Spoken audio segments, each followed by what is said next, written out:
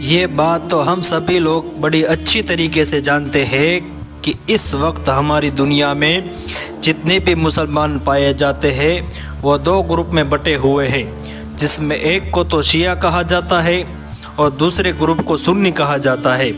سنی مسلم کی آبادی پوری دنیا میں 80% ہے اور شیعہ کی آبادی 20% ہے۔ ظاہر ہے سنی مسلم کی آبادی زیادہ ہے، اس لیے سنی کے دیش بھی زیادہ ہو گئے۔ دوسری طرف ایران، عراق اور یمن جیسے کچھ دیش شیعہ کے بھی ہے۔ مدعے کی بات کریں تو ایک دوسرے کے اندر بہت غلط فہمیاں پائی جاتی ہے جس کا سچائی سے کوئی ناطہ نہیں ہے۔ کچھ باتیں سنی بھی شیعہ کے بارے میں سوچتے ہیں اور شیعہ بھی سنی کے بارے میں ایسا ہی سوچتے ہیں۔ ہاں، پر اس کا مطلب یہ نہیں ہے کہ ان دونوں میں کوئی فرق نہیں ہے۔ فرق نہیں، بہت زیادہ فرق ہے۔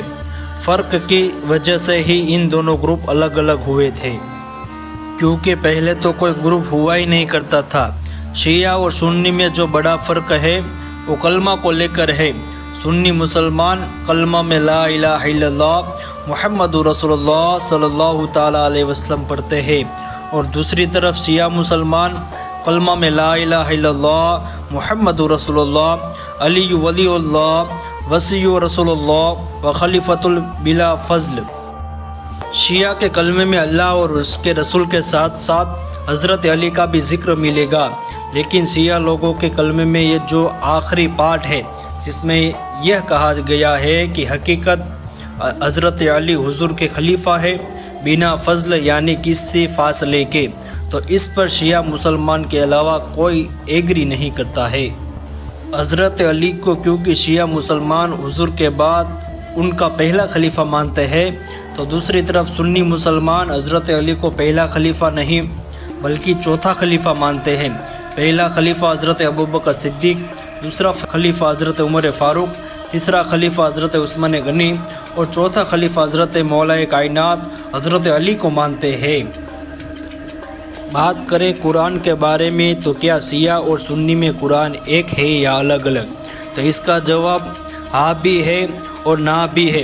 عربی میں کے حساب سے دیکھیں تو قرآن دونوں کا ایک ہے، اور ترجمہ کے حساب سے دیکھیں، ان کی تفسیر کے اعتبار سے دیکھیں تو معاملہ پوری طرح الگ ہے۔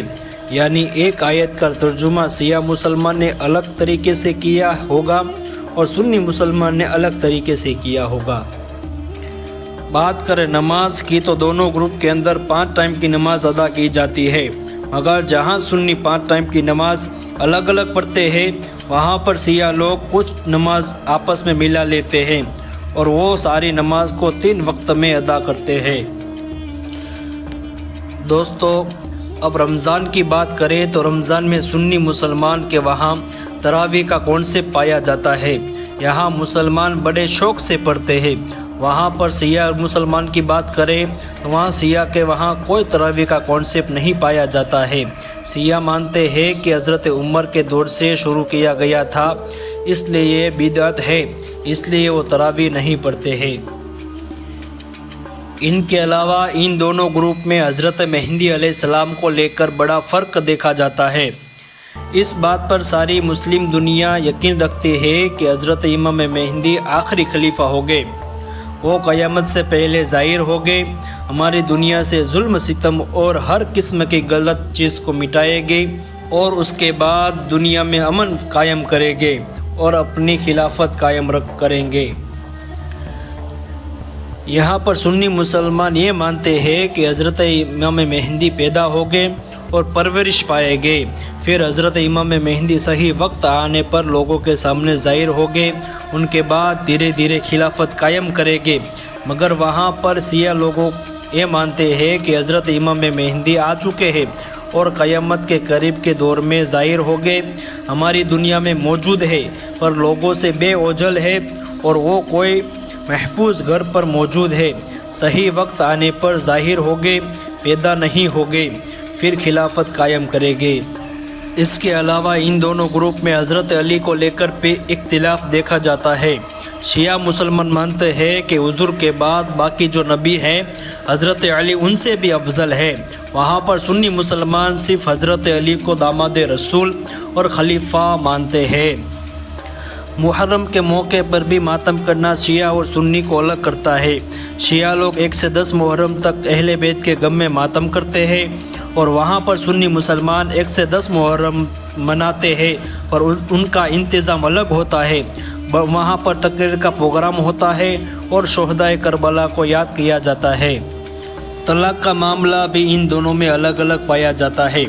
सुन्नी मुसलमान में निकाह के टाइम गवाह होना ज़रूरी होता है, वहाँ पर इस तरह शिया लोगों के वहाँ भी तलाक के वक्त गवाह होना ज़रूरी होता है। शिया ग्रुप में गवाह के बगैर तलाक नहीं होती। इस वीडियो को हम यहीं पर ख़त्म करते हैं। वीडियो पसंद आने पर लाइक करें और अपने फ्रेंड के साथ भी शेयर करें। इसी तरह की हिस्टोरिकल वीडियो देखने के लिए हमारे चैनल को सब्सक्राइब करें, साथ ही में बेल आइकन को भी दबा दें।